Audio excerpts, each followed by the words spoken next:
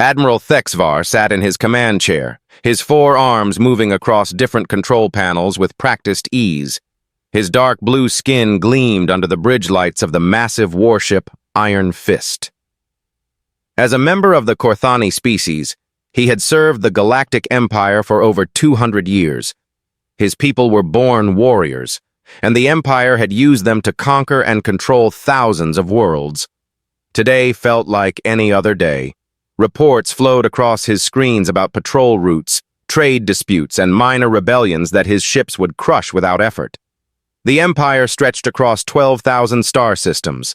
6 ancient alien races ruled it all from their crystal towers on the capital world. They called themselves the Hegemony Council, and they had controlled the galaxy for thousands of years. "Sir, the weekly reports from the outer sectors," said his aide, a young Korthani officer with bright green eyes. She handed him a data pad with information from the far edges of Imperial space. Thexvar scanned through the reports with mild boredom. Most were the same as always. Primitive species still learning to use fire. Worlds with simple plants and animals. Gas giants with nothing but storms. Then he paused at one entry that made him snort with amusement. Sector 7739. The report was laughably short. These humans had only recently learned to split atoms. They still used chemical rockets to barely reach their own moon. Their computers were made of simple metal wires. They needed special suits just to survive in the vacuum of space for short periods. "Look at this," Thexvar said to his aide, showing her the human report. "These creatures still think they are alone in the universe." The aide laughed. "Should we respond, sir?" "No," Thexvar waved a dismissive hand. "They might be useful as workers in a few hundred years, once they learn to leave their planet properly." The report showed pictures taken by hidden Imperial spy drones. Humans looked strange compared to most galactic species. They had only 2 arms instead of 4 or 6. Their skin came in different shades of brown and pink. They seemed weak and slow, always needing to wear thick clothing to protect their soft bodies. Most alien species could survive in harsh environments, but humans appeared to need perfect conditions just to live. "Their weapons are particularly primitive," the aide read from another section. "They fight each other with metal projectiles fired by chemical explosions. Their most powerful bombs can barely destroy a city." Thexvar nodded. This was how the Empire worked. They watched primitive species develop slowly over thousands of years. When these species finally learned to travel between stars, the Empire would contact them. Usually, the new species would be so amazed by Imperial technology that they would join willingly. Those who refused were simply crushed. But humans were nowhere near that level. Imperial scientists predicted they would need at least 500 more years to develop faster-than-light travel.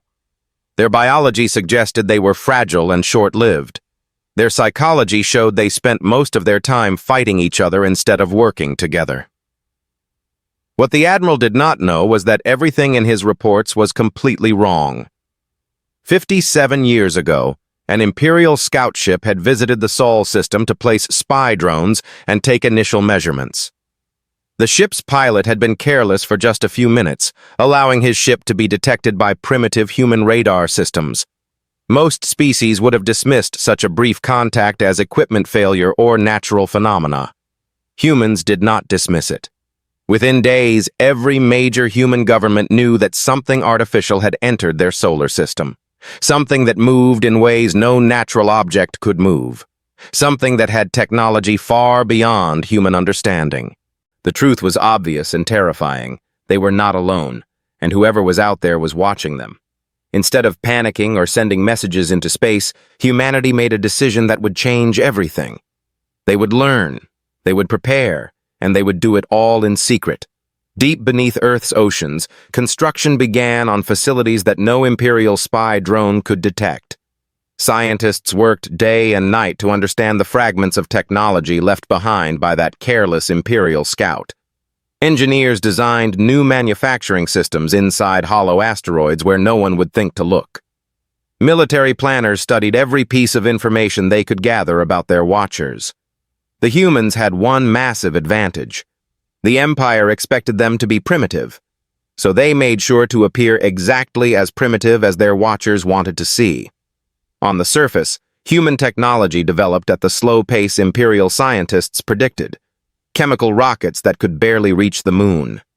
Simple computers made of basic materials. Nuclear weapons that seemed impressive to humans but were laughable by galactic standards. But underneath, hidden in places the Empire never thought to check, humanity built something else entirely. They reverse-engineered Imperial technology and combined it with their own innovations. They developed manufacturing techniques that could produce materials stronger than anything in Imperial databases. They created artificial intelligence systems that could think and learn in ways that amazed even their creators. Most importantly, they learned to hide. Human ships looked like asteroids or space junk from the outside. Human bases generated no heat signatures that Imperial sensors could detect. Human communications used quantum encryption methods that made their signals look like natural background radiation. The Empire's spy drones continued to send back reports of primitive humans struggling to leave their home planet. The reports showed exactly what Imperial observers expected to see, a weak, divided species that posed no threat to anyone. Admiral Thexvar finished reading the sector report and tossed the datapad aside. "File this with the other routine surveillance data," he told his aide. "Schedule another check in 10 years. He turned back to more important matters, like planning patrol routes to keep real threats in line. In the vastness of space, there were always rebellions to crush and enemies to fight. The Empire had no time to waste thinking about primitive humans who could not even travel to their nearest star.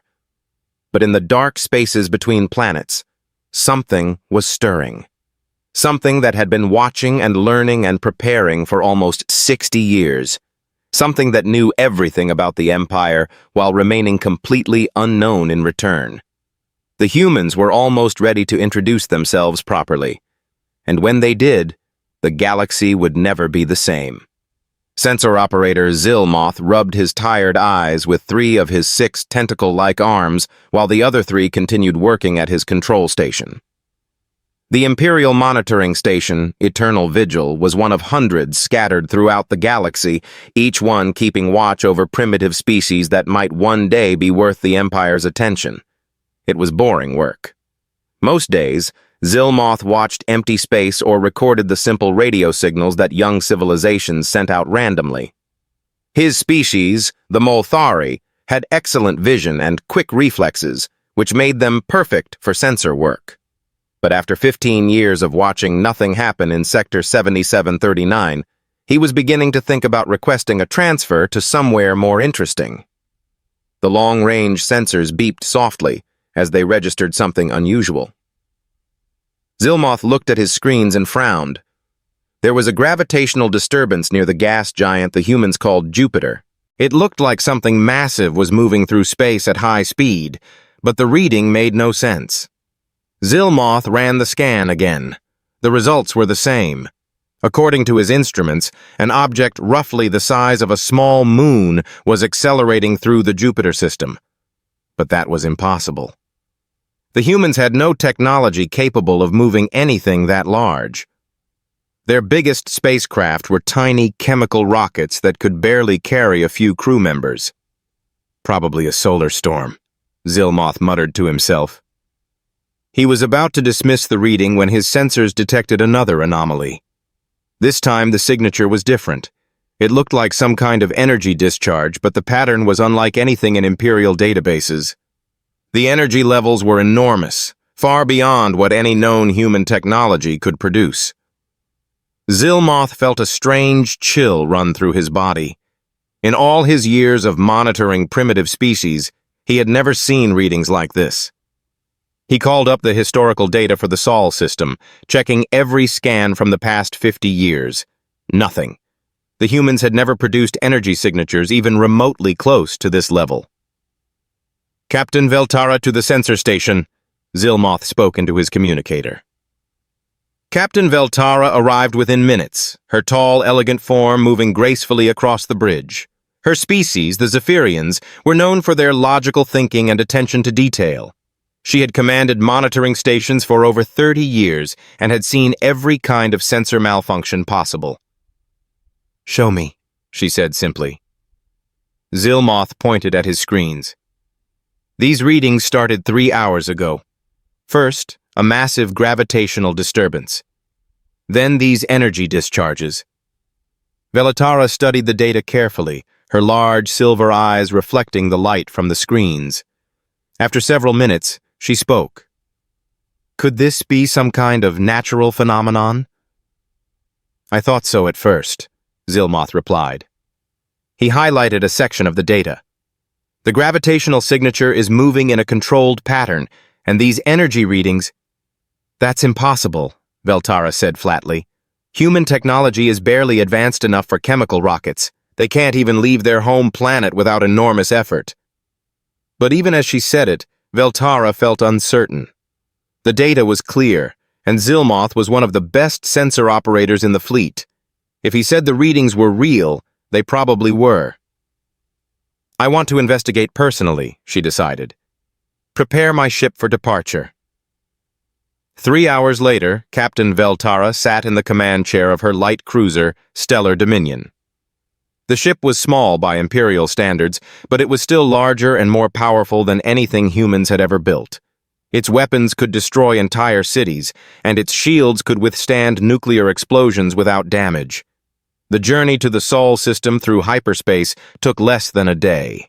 As they approached the edge of human space, Veltara activated the ship's stealth systems. The Stellar Dominion became invisible to most forms of detection, allowing her to observe primitive species without being seen. "Entering the Sol system now," reported her navigation officer. "Begin scanning for the source of those energy readings," Veltara ordered. What her sensors found made no sense. There were energy sources throughout the solar system, far more than their intelligence reports had indicated. Instead of a few primitive space stations, the scans showed dozens of artificial structures hidden throughout the asteroid belt.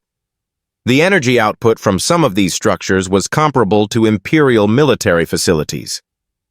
Before Veltara could respond, alarms began screaming throughout the ship.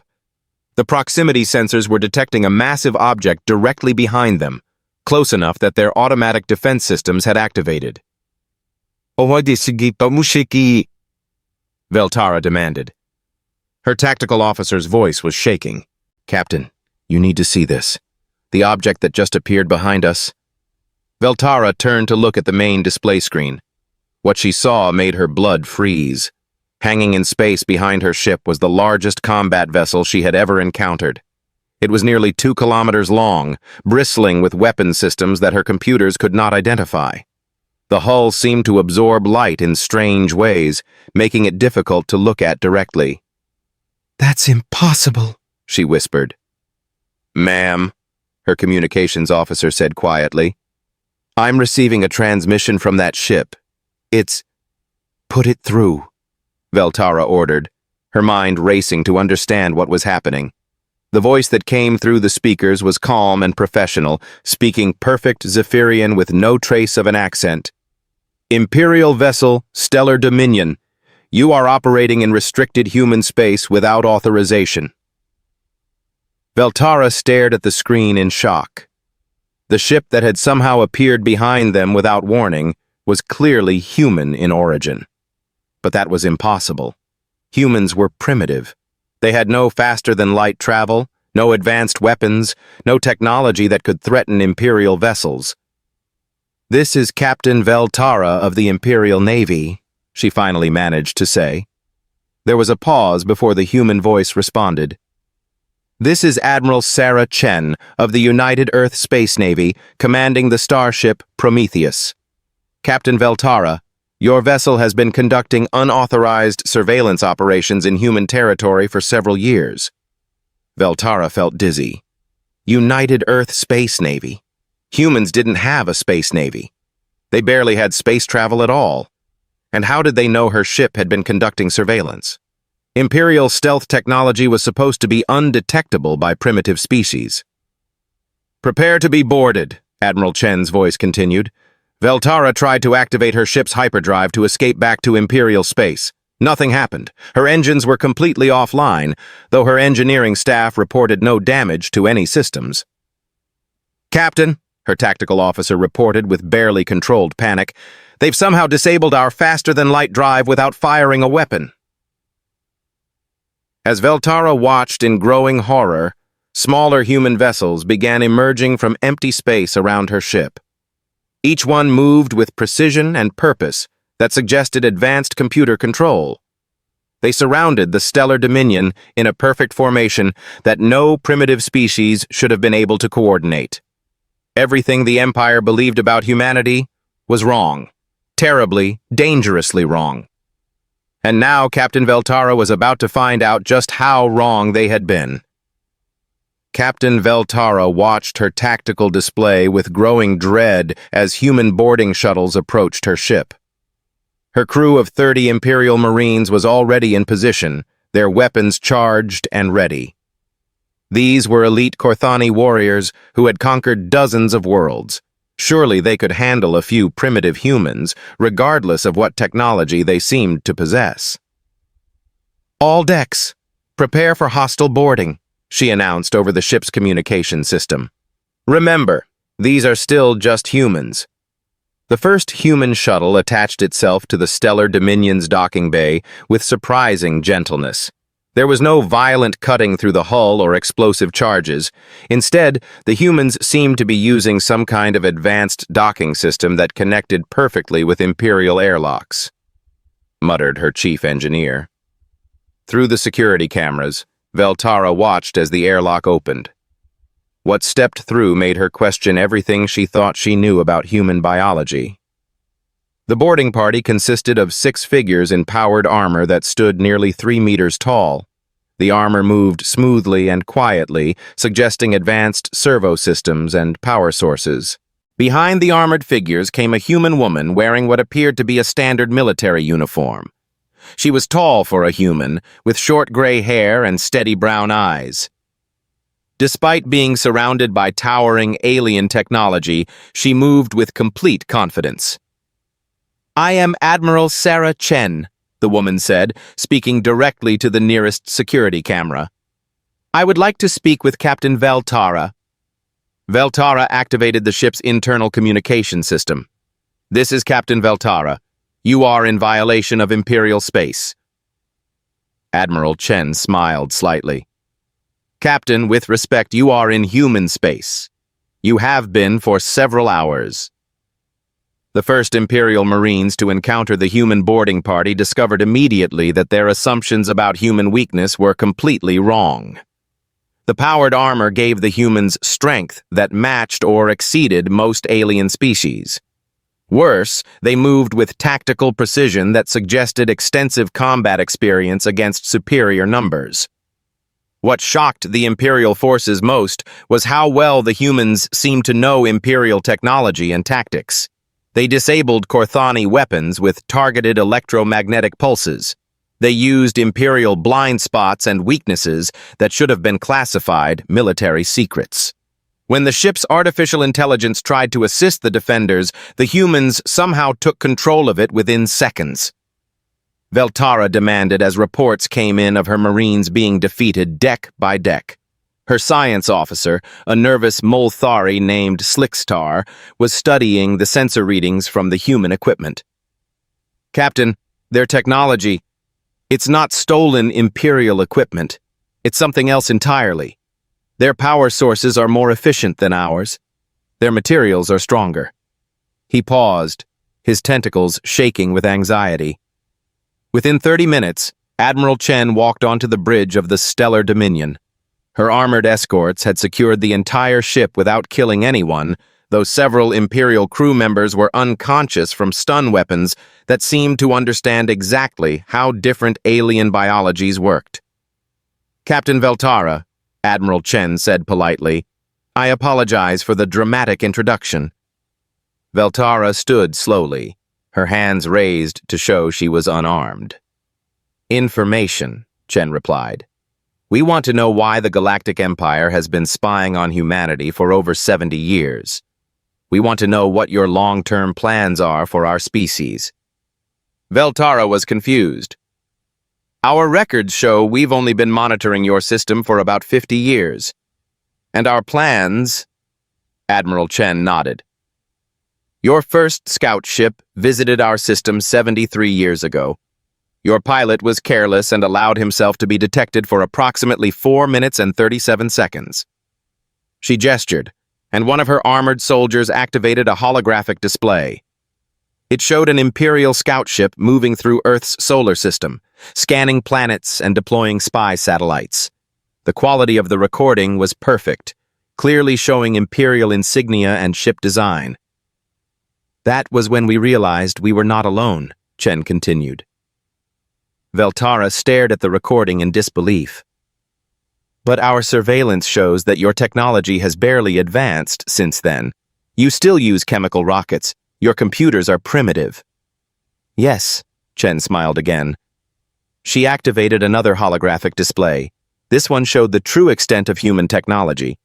Hidden bases throughout the solar system. Manufacturing facilities inside hollow asteroids.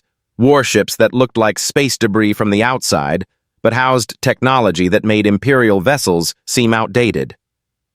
For 73 years, Admiral Chen explained, we have been studying you, learning your languages, analyzing your technology, understanding your society and culture. We know about your political structure, your economic systems, your military capabilities. Veltara felt sick. The spy satellites.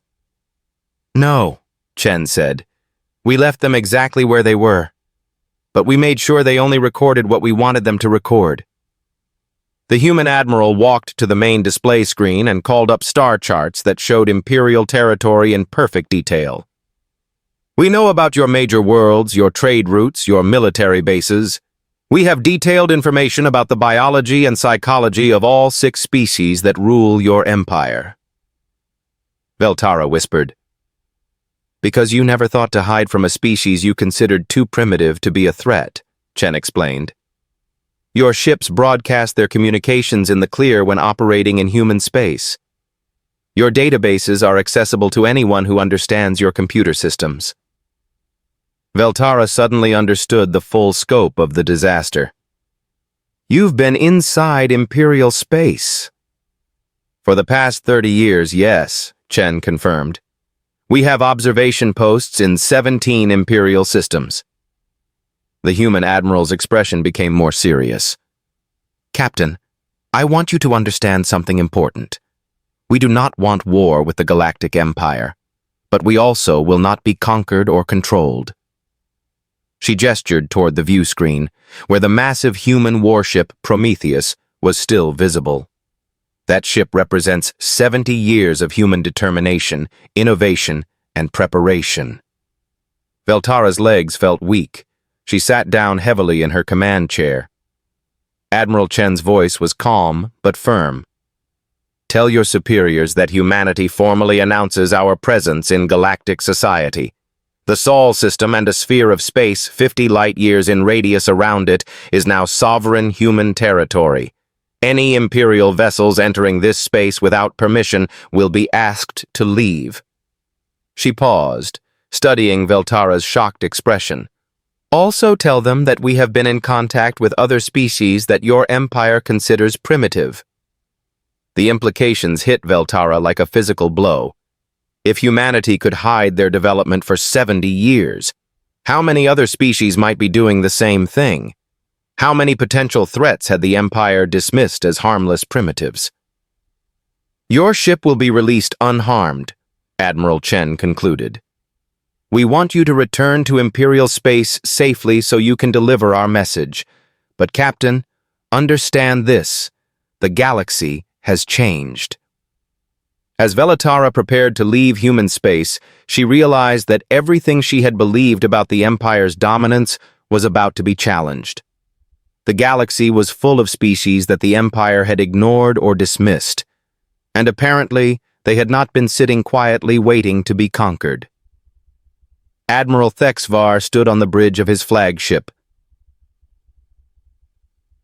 Iron Fist, watching the tactical display as his battle fleet prepared to drop out of hyperspace at the edge of the Sol system. 8 heavy cruisers and 2 massive dreadnoughts represented enough firepower to destroy entire civilizations. Surely this would be enough to deal with whatever technology the humans had somehow acquired. The report from Captain Veltara had been disturbing, but Thexvar remained confident. So the humans had managed to steal some Imperial technology and build a few warships. So what? They were still a young species with no real combat experience. The Empire had been fighting wars for thousands of years. "All ships, prepare for combat operations," he announced over the fleet communication channel. "Remember, we are dealing with primitives who have gotten hold of technology they don't fully understand." His aide, the young Korthani officer with green eyes, looked nervous. "Sir, what if Captain Veltara was right?" Thexvar's forearms moved confidently over his control panels. "Impossible. No species could hide that level of development from Imperial surveillance. Our sensors would have detected major industrial activity, energy signatures, resource extraction." As the fleet dropped out of hyperspace, Thexvar expected to see the single human warship that had captured the stellar dominion. Instead, his sensors immediately detected dozens of contacts throughout the system. Large ships, military-grade power signatures, formation patterns that suggested coordinated fleet movements. "Sir," his sensor operator reported with a trembling voice, "I'm reading 43 distinct vessels, ranging from frigate class to dreadnought size." Thexvar stared at the tactical display in disbelief. "That's impossible." His science officer provided the answer that made his blood run cold. "Sir, they're decloaking. They were here all along, hidden by some kind of advanced stealth technology. And sir, more contacts are appearing. 76 ships now. 93. Within minutes, the Imperial fleet found themselves outnumbered 3-1 by human vessels that had materialized from apparently empty space. Ships emerged from behind planets, from within asteroid fields, from positions that should have been impossible to hide in. Thexvar demanded. His communications officer looked up from his station. The voice was the same one that had spoken to Captain Veltara, Admiral Sarah Chen. "Admiral Thexvar, welcome to human space. I believe you have received our message regarding sovereignty over this system." Thexvar's warrior instincts took over. "Human commander, you are vastly outnumbered by superior Imperial technology." There was a pause before Admiral Chen responded. When she spoke, her voice carried a note of amusement. "Admiral, you brought 10 ships to fight nearly 300. 300 ships? Thexvar looked at his sensors again. The count was still climbing as more human vessels continued to decloak throughout the system. How was this possible? "All ships, attack formation," he ordered. "Target the largest human vessels." The battle that followed would be studied in military academies for generations. The Imperial forces fought exactly as their training and experience dictated. They formed tight formations, concentrated their firepower, and relied on their superior shields and weapons technology to overpower their enemies. The humans fought like nothing the Empire had ever encountered. Instead of meeting the Imperial ships in direct combat, the human fleet scattered into dozens of smaller groups. Each group moved with perfect coordination, as if controlled by a single mind. They used speed and agility to avoid Imperial weapons while delivering precise strikes against vulnerable systems. "They're targeting our sensor arrays," reported the tactical officer. Thexvar watched in growing horror as human ships demonstrated technology that shouldn't exist. Their weapons punched through Imperial shields with ease.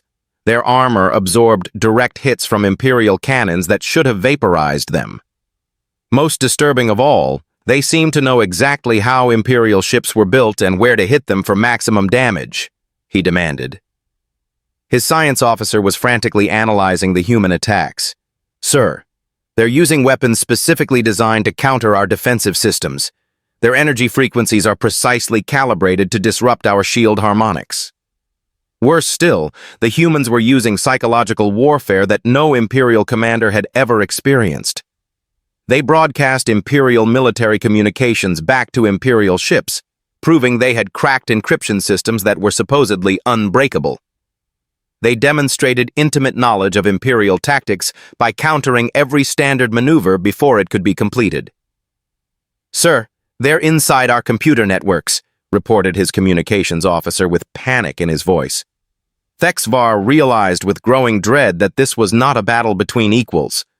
The humans had been studying Imperial military doctrine for decades. They knew every standard tactic, every common formation, every typical response to different situations. They were fighting an enemy that knew them better than they knew themselves. The human ships moved like a swarm of deadly insects, coordinating their attacks through some kind of advanced artificial intelligence network. When Imperial forces concentrated their fire on one group, the other groups would attack from unexpected angles. When Imperial ships tried to retreat and regroup, the humans would somehow predict their movements and cut off their escape routes. "Admiral," his tactical officer called out, "the Stellar Hammer has lost main power.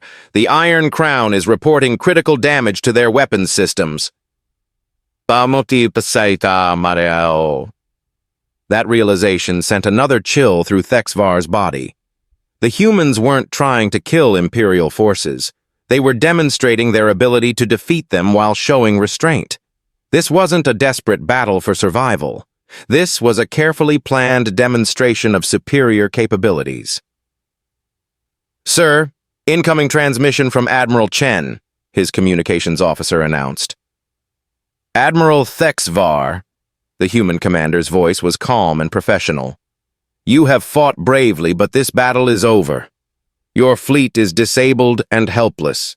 We could destroy every one of your ships in the next 10 minutes, but we choose not to. This is not a war of conquest." Thexvar looked at his tactical display. She was right. His proud Imperial fleet was scattered and broken, their weapons offline, their ships drifting helplessly through space. The humans could indeed destroy them all at will. He asked quietly. "The message is simple," Admiral Chen replied. "The age of Imperial dominance is over. There are species throughout the galaxy who have been watching and learning and preparing. We are not the primitives you thought we were." As Thexvar watched, the human ships began to withdraw in perfect formation. They had proven their point without needing to shed blood. They had demonstrated technological and tactical superiority that the Empire had never imagined possible. "Your ships will be allowed to repair and depart," Admiral Chen concluded. "Tell your superiors that humanity is no longer available for conquest." As the human fleet disappeared back into the darkness of space, Admiral Thexvar realized that everything the Empire believed about its place in the galaxy was about to change forever. The hunt was over, and they had been the prey all along. Emperor Zethkalar had ruled the Galactic Empire for 8 centuries. In all that time, no one had ever seen him show fear. The ancient Vorthak leader stood nearly 4 meters tall, with crystalline skin that had survived the destruction of entire star systems. His species had conquered death itself through advanced technology, making them the natural rulers of the galaxy. Today, for the first time in 800 years, Zethkalar was afraid. The emergency session of the Hegemony Council had been called within hours of receiving Admiral Thexvar's report. Representatives of all 6 ruling species sat around the massive circular table in the crystal spire that overlooked the imperial capital. The holographic display in the center showed tactical recordings from the Battle of Sol's Edge. "This cannot be accurate," declared High Counselor Mexthul of the Korthani. Counselor Velnara of the Zephyrians studied the data with her species' characteristic attention to detail. The recordings are genuine. Our ships were systematically disabled by technology that appears to be superior to our own. The answer came from an unexpected source. As the council debated, alarms began sounding throughout the capital city. Emergency broadcasts appeared on every communication channel in the Empire, transmitted simultaneously to every world under Imperial control. The message was simple, clear, and delivered in perfect High Imperial, the ancient language used only by the ruling council. Citizens of the Galactic Empire, we are the United Earth Space Navy, speaking on behalf of humanity and our allies. For 73 years, we have observed your civilization from hidden locations throughout your territory. We know your strengths, your weaknesses, your fears, and your dreams. Emperor Zethkalar felt his ancient heart skip a beat. The humans had been inside Imperial space for decades? How many other species might be doing the same thing? The human message continued. We do not seek war with the Empire. We do not wish to conquer your worlds or enslave your people, but we will no longer tolerate the classification of developing species as potential resources for Imperial expansion. What followed was a detailed presentation that shook the foundation of Imperial power. The humans revealed that they had been in contact with dozens of other species that the Empire considered primitive. They had shared technology, knowledge, and resources with civilizations across the galaxy. Many of these species had been secretly developing advanced capabilities while maintaining the appearance of being harmless and backwards. The Rillan Confederacy sends their greetings, the human message announced, showing images of a species the Empire had dismissed as simple farmers.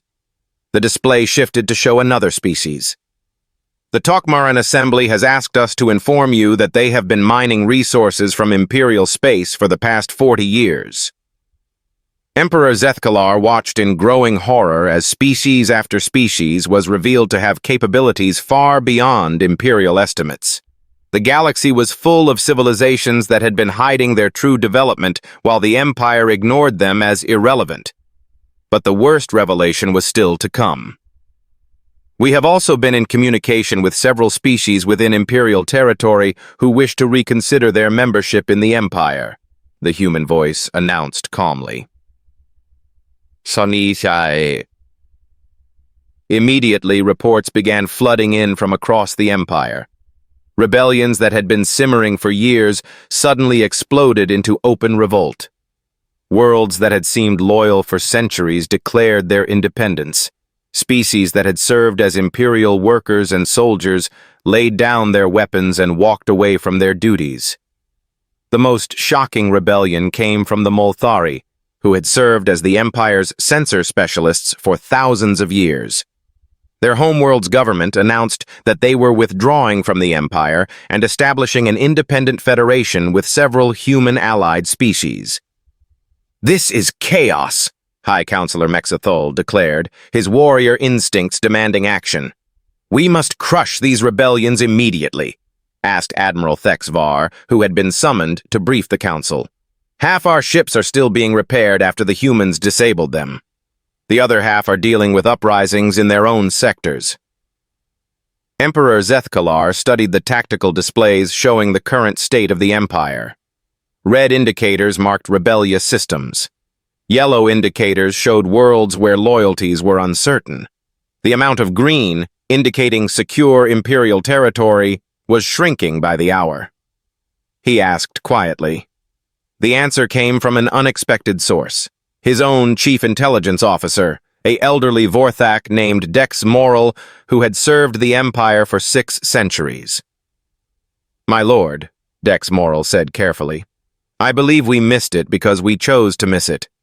Our surveillance systems were designed to confirm what we expected to see, not to discover what was actually there. We assumed that any species capable of threatening us would develop along the same technological path we followed. He activated a holographic display showing comparative technology development. We focused on brute force applications, bigger ships, more powerful weapons, stronger shields. The humans focused on efficiency, stealth, and information warfare. While we built dreadnoughts, they built intelligence networks. Emperor Zethkalar realized the full scope of the disaster. The Empire had become so confident in its dominance that it had stopped truly paying attention to potential threats. They had created a surveillance system that told them what they wanted to hear rather than what they needed to know. He asked. Admiral Thexvar consulted his notes from the encounter with Admiral Chen. They want recognition of their sovereignty. They want the Empire to stop classifying developing species as potential resources. Unacceptable, declared High Counselor Mexthul. They are neither rebels nor primitives, Admiral Thexvar replied quietly. They are a military power that demonstrated the ability to defeat our best fleet without significant losses. The debate that followed lasted for days. Some council members wanted to mobilize the entire Imperial fleet for a war of reconquest. Others argued for diplomatic solutions. A few suggested that perhaps it was time for the Empire to change its approach to governance entirely. In the end, it was Emperor Zethkalar himself who made the final decision. Send a message to Admiral Chen, he ordered. The Galactic Empire formally recognizes human sovereignty over their declared territory. High Counselor Mexthul's forearms trembled with rage. My lord, this sets a dangerous precedent. Emperor Zethkalar's crystalline features reflected the light from the chamber's many displays. Counselor, every species in the galaxy already has challenged Imperial authority. He stood, his massive form casting shadows across the council chamber. For 8 centuries, I have ruled through strength and fear. I have conquered worlds and enslaved civilizations because I believed that power gave me the right to do so. The ancient emperor walked to the massive window that overlooked the imperial capital, where millions of beings from hundreds of worlds lived and worked under his rule. True strength is not the ability to force others to obey you, he said quietly. True strength is earning their respect and cooperation. The humans could have destroyed Admiral Thexvar's fleet, but they chose mercy. They could have attacked our worlds directly, but they chose diplomacy. He turned back to face the council. The message that went out to every world in Imperial space was brief but revolutionary. The Galactic Empire would no longer expand through conquest. Membership in the Empire was now voluntary, not mandatory. Any world that wished to leave could do so freely. Any species that wanted to remain would be treated as partners, not subjects. The changes were not immediate, and they were not easy. Some worlds celebrated their freedom. Others chose to remain with the Empire, finding security in the ancient alliance. A few species tried to use the chaos to start their own conquests, only to discover that the humans and their allies were quite capable of stopping aggressive expansion by anyone. But slowly, gradually, the galaxy began to change. Trade replaced conquest as the primary means of acquiring resources.